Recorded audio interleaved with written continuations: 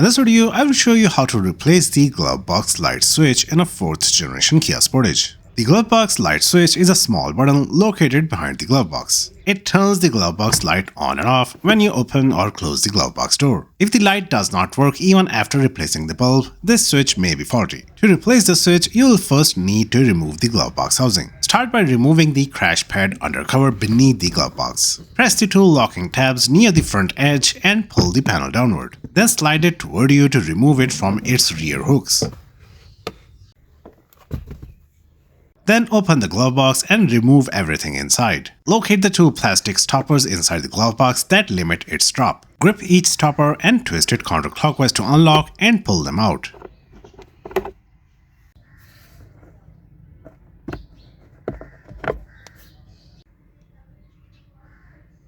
Next, find the damper arm on the side of the glove box. Gently unclip the damper arm by pulling it off its mounting point. With the stoppers and damper removed, tilt the glove box downward to access the hinge pins at the bottom. To fully remove the glove box, pinch the end of each hinge pin and slide them straight out. The pins should pull out easily.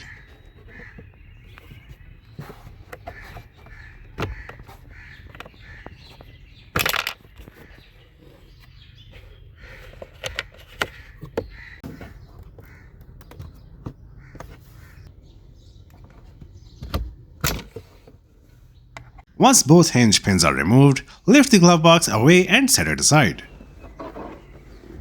Before removing the glove box housing, you will have to take off the long trim piece that runs across the dashboard. And to remove this trim, you will have to loosen the center console upper cover. Engage the parking brake or place wheel chocks at one of the tires for safety. Then use a flathead screwdriver to pop off the small shift release button cap.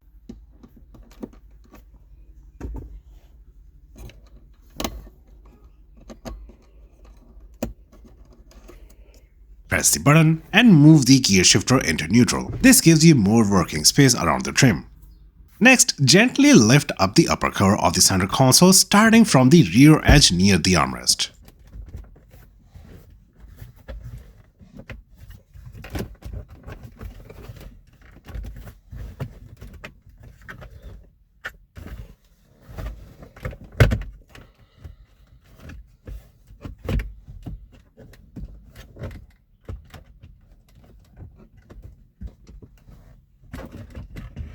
You do not have to remove it completely, just lift it enough to create a space for the long trim. This extra space will make it easier to remove the long trim. Now move to the passenger side of the dashboard. Pull back the rubber weather strip along the door frame slightly to reveal the edge of the small side panel. Use a plastic trim tool or a flathead screwdriver to pry it outward from the notch near the bottom. The panel is held in place with clips, so apply steady even pressure until it pops off. Once the side panel is removed, you will see a screw securing the long trim. Remove it using a Phillips head screwdriver.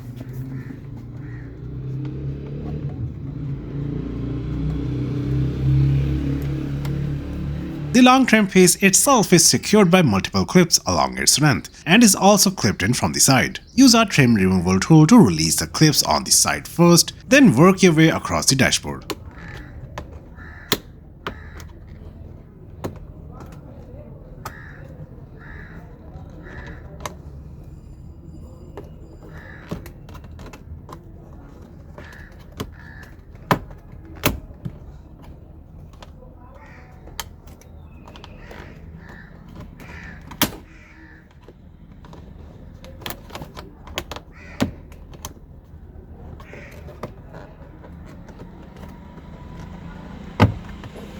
Pull gently but firmly until the entire garnish comes loose.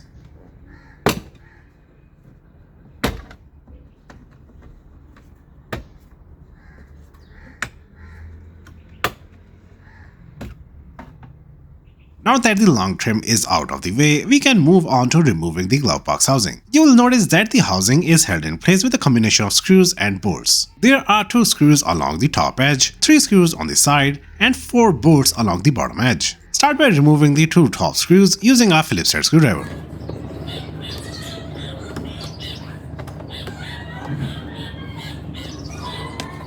Then move to the side of the housing. You will find 3 more screws that were hidden behind the side panel. Remove all 3 carefully.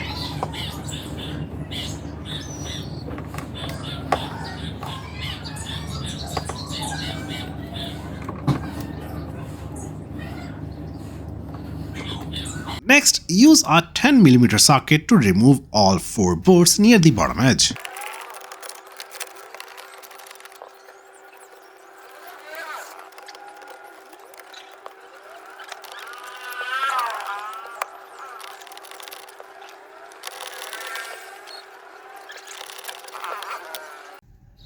Once all the screws and bolts are out, the glove box housing will still be held by a few clips. The housing is also clipped in on the side of the dashboard. Use a plastic trim tool or a flathead screwdriver to gently pry that clip open. Once it releases, the housing will begin to loosen and you can pull it out. Grip the housing firmly and pull it straight toward you. As you do, you will hear the clips popping loose one by one. Make sure to pull gently. There are wiring harnesses attached behind the housing, and pulling too hard can damage those connectors or stretch the wires. At the top of the housing, you will see the glove box light. This light is a bit different from the usual plug-style connector. Instead of a single connector, it uses 2 separate wires that slide directly onto the bulb's metal terminals. It is much easier to remove the entire light assembly than to try removing each wire separately. Just press the light downward and it will pop out of its holder.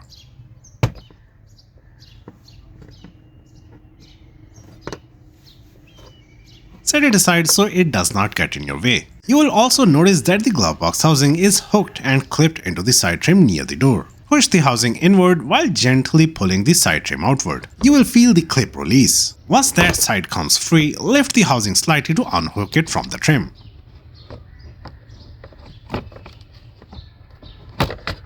At this point, the housing is mostly loose, but it's still connected to the glove box light switch near the bottom edge. Before removing the housing completely, disconnect the switch. Press the small release tab on the connector and pull it straight out.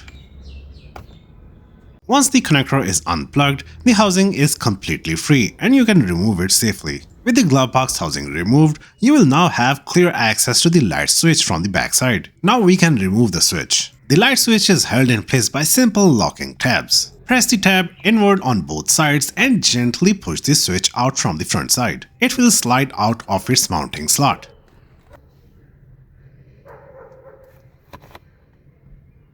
Here is a close-up of the glove box light switch.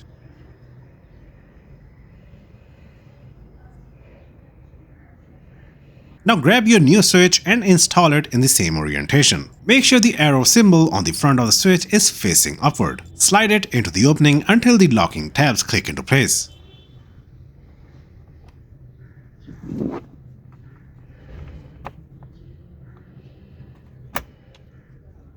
Now that the new glove box light switch is installed, it's time to reassemble everything. Carefully lift the housing and bring it toward the dashboard, keeping it close to its original mounting area. Before you slide anything into place, reconnect the electrical connector for the glove box light switch. Line up the connector with the plug and push it straight in until you hear or feel a solid click. This confirms it's fully locked in. Next, focus on the side of the housing that hooks into the side trim. Lift that corner slightly and guide the hook back into its slot. At the top, reinstall the glove box light. Position the light under its opening and push it up until it snaps back into place.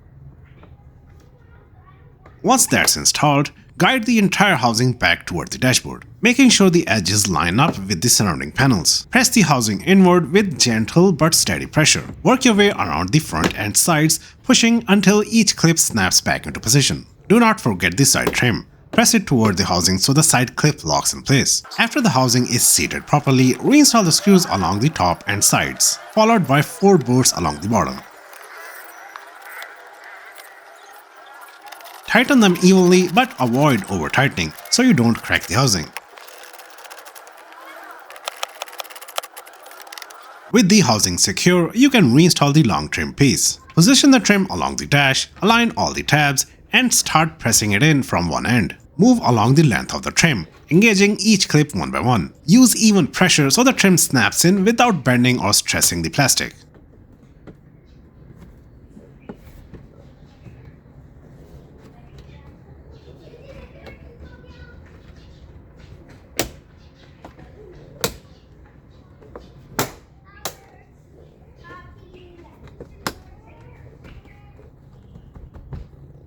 Once all the clips are engaged, reinstall the screw on the side of the dashboard.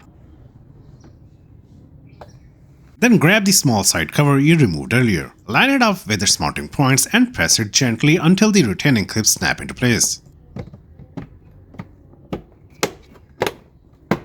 When it's sitting flush, press the rubber door weather strip back over the door frame, making sure there are no twists or gaps.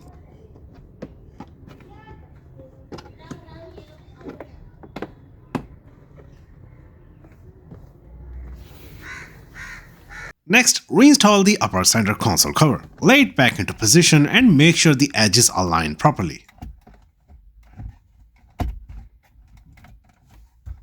Press down along the sides and toward the front until each clip locks in place. The panel should sit flat with no gaps.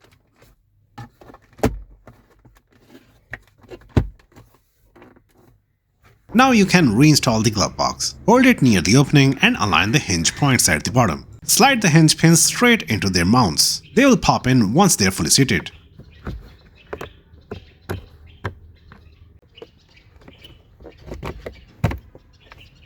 Next, reconnect the damper arm. Line up the hole with the mounting post and snap it back on. Reinstall the glove box toppers by inserting them into their slots and turning them clockwise to lock them in place.